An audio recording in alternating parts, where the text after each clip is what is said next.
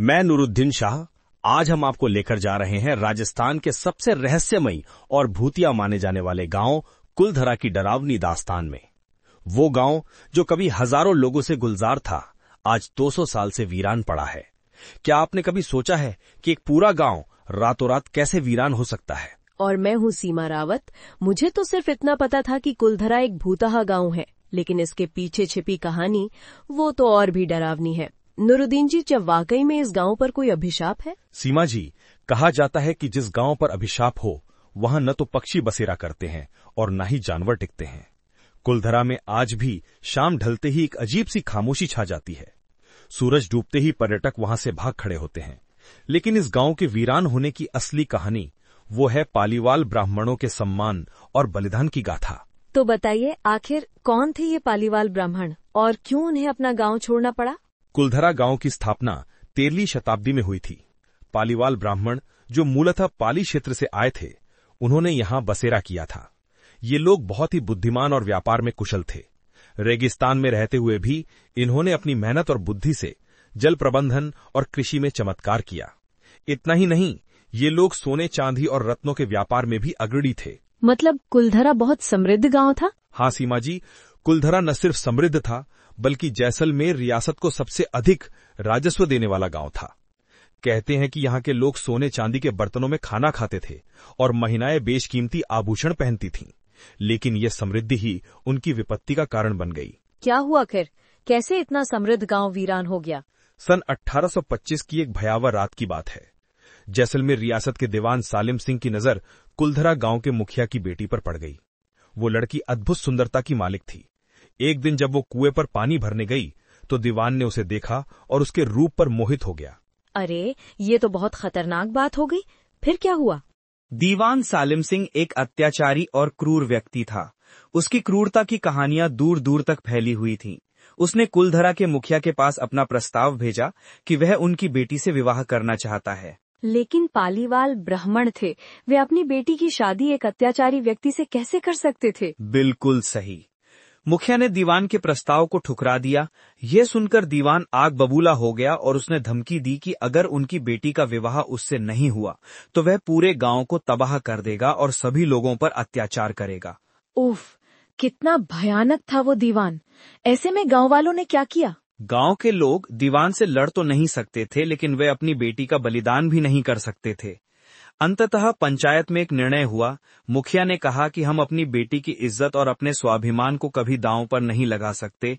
हम लड़ना नहीं चाहते, लेकिन झुकना भी नहीं चाहते। तो उन्होंने क्या निर्णय लिया? उस रात चांदनी की रोशनी में एक अभूतपूर्व घटना हुई। कुलधरा के सभी 5000 से अधिक पालीवाल ब्राह्मण और उनके परिवार अपने मवेशी, धन दौलत और जरूरी सामान लेकर चुपचाप गांव छोड़ने के लिए तैयार हो गए। न केवल कुलधरा बल्कि आसपास के सभी 84 गांवों के पालीवालों ने एक साथ पलायन का निर्णय लिया। क्या 84 गांव एक ही रात में? ये तो असंभव लगता है। हाँ, ये अविश्वसनीय लगता है, लेकिन सत्य है। 5 सितंबर 1825 की काली रात। चारों तरफ सन्नाटा था। अमावस्या की रात में चांद नहीं था। पालीवालों ने एक एक करके अपने दीपक बुझा दिए और अंधेरे में गांव छोड़ना शुरू कर दिया। कहते हैं कि गांव के मुखिया और उनकी बेटी सबसे अंत में निकले। और फिर उन्होंने कहाँ जाकर बसेरा किया? यही तो रहस्य है। कोई नहीं जानता कि वे पालीवाल कहाँ गए। कुछ इतिहासकारों का कहना है कि वे सिंध, अब पाकिस्तान की ओर चले गए। कुछ का मानना है कि वे गुजरात चले गए, जबकि कुछ का मानना है कि वे मध्य भारत में बस गए। लेकिन जाते जाते मुखिया ने एक अभिशाप दिया। अभिशाप? कैसा अभिशाप? मुखिया ने कहा, आज से ये गांव हमेशा वीरान रहेगा। कोई भी यहाँ बसने की कोशिश करेगा, उसका विनाश निश्चित है। जैसे हम अपनी बेटियों के सम्मान के लिए अपना घर छोड़ रहे हैं, वैसे ही ये धरती भी किसी को अपनाएगी नहीं। और देखिए, 200 साल बीत गए, लेकिन कुलधरा आज भी वीरान पड़ा है। ये सुनकर तो रोंगटे खड़े हो गए। क्या वाकई इस गांव पर अभिशाप है? कई लोगों ने समय समय पर इस गांव में बसने की कोशिश की, लेकिन सभी असफल रहे।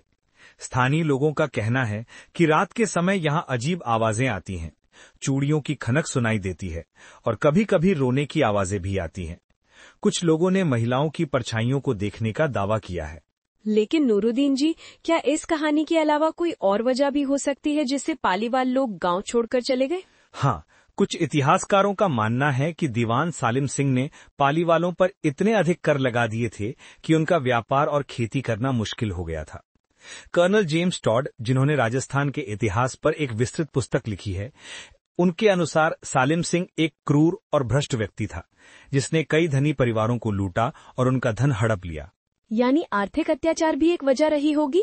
बिल्कुल। दीवान सालिम सिंह के आर्थिक शोषण से त्रस्त पालीवालों ने एक साथ विद्रोह करने का फैसला किया, लेकिन चूंकि वे युद्ध में जीतने की स्थिति में नहीं थे, इसलिए उन्होंने शांतिपूर्ण विरोध के रूप में सामूहिक पलायन का रास्ता चुना।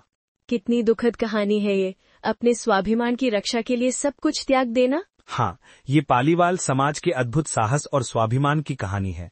उन्होंने अपनी बेटी की इज्जत और अपने समाज के सम्मान को अपनी समृद्धि से ऊपर रखा। कुछ इतिहासकार ये भी मानते हैं कि उस समय भूकंप या जल संकट जैसी प्राकृतिक आपदा भी आई होगी, जिससे पालीवालों को पलायन करना पड़ा होगा।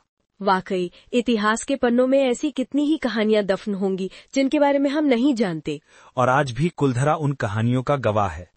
पर्यटक दिन के समय तो वहां जाते हैं, तस्वीरें लेते हैं, खंडहरों को देखते हैं, लेकिन शाम होते ही वहां से भाग खड़े होते हैं। आपने कभी रात में वहां जाने की कोशिश की है? नहीं सीमा जी, मैं इतना साहसी नहीं हूँ। वैसे भी वहां रात में प्रवेश वर्जित है। राजस्थान पर्यटन विभाग ने इस जगह को हेरिटेज साइट घोषित कर दिया है और शाम 6 बजे के बाद वहां जाना प्रतिबंधित है। लेकिन इस कहानी को सुनने के बाद तो मेरा मन कर रहा है कुलधरा जाकर देखने का। क्या वहां के खंडहर आज भी मौजूद है? हाँ बिल्कुल, आज भी कुलधरा में 400 से अधिक खंडहर हैं जो उस युग की वास्तुकला और समृद्धि का प्रमाण देते हैं। पत्थरों से बने घर, खूबसूरत नक्काशीदार मंदिर, कुएं और बावड़ियां, सब कुछ आज भी देखा जा सकता है। इन खंडहरों में घूमते हुए आपको महसूस होगा जैसे समय थम गया हो। लेकिन अगर वहां वाकई में अभिशाप है, तो क्या पर्यटकों को कोई परेशानी नहीं होती? कई पर्यटकों ने अजीब अनुभवों के बारे में बताया है। कुछ लोगों को फोटो खींचते समय अजीब छायाएं नजर आईं। कुछ ने अपने कैमरा और फोन अचानक बंद होने की बात कही। एक बार एक विदेशी पर्यटक दल ने वहां रात बिताने की जिद की थी, लेकिन आधी रात से पहले ही वे डर के मारे वहां से भाग खड़े हुए। उफ, मेरे तो सिर्फ सुनकर ही रोंगटे खड़े हो रहे हैं। अब मुझे समझ आ रहा है कि इस गांव को भूतों का गांव क्यों कहा जाता है। सीमा जी, कुलधरा की कहानी हमें सिखाती है कि सम्मान और स्वाभिमान कितने महत्वपूर्ण होते हैं। पालीवालों ने अपनी बेटी की इज्जत और अपने समाज के मान के लिए अपनी समृद्धि, अपना घर, अपनी जमीन, सब कुछ त्याग दिया। आज हमारे समाज में भी ऐसे मूल्यों की कितनी जरूरत है। बिल्कुल सही कहा आपने। इस कहानी से हमें ये भी सीख मिलती है कि सत्ता का दुरुपयोग कैसे पूरे समाज को प्रभावित कर सकता है। दीवान सालिम सिंह की क्रूरता और अत्याचार की वजह से एक समृद्ध गांव आज तक वीरान पड़ा है। और इसी तरह भारत के हर कोने में ऐसी अनगिनत कहानियां छिपी हुई हैं। हमारा इतिहास, हमारी संस्कृति, हमारे गांव शहर, सब कुछ अनकही कहानियों से भरा पड़ा है और हम इन्हीं कहानियों को आपके सामने लाते हैं। बिल्कुल। अगर आप भी हमारे साथ ऐसी रहस्यमयी और रोमांचक कहानियां सुनना चाहते हैं तो हमारे पॉडकास्ट को सब्सक्राइब करना न भूलें। अच्छा। और अगर आपके पास भी कोई ऐसी कहानी है जिसे आप हम सबके साथ साझा करना चाहते हैं तो हमें कमेंट्स में जरूर बताएं। तो दोस्तों, आज के लिए इतना ही। कुलधरा की इस रहस्यमयी और डरावनी कहानी के साथ हम विदा लेते हैं।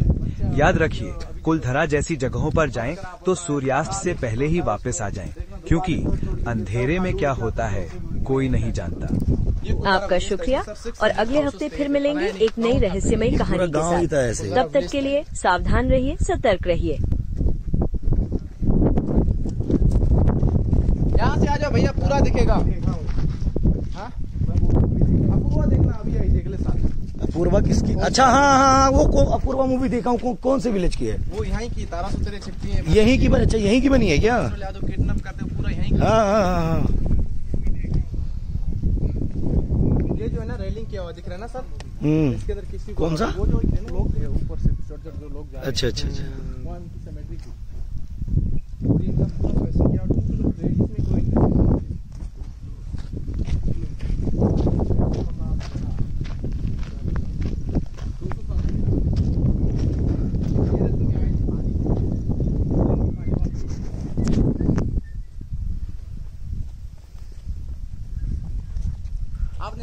देखा है? अच्छा, ये अपूर्वा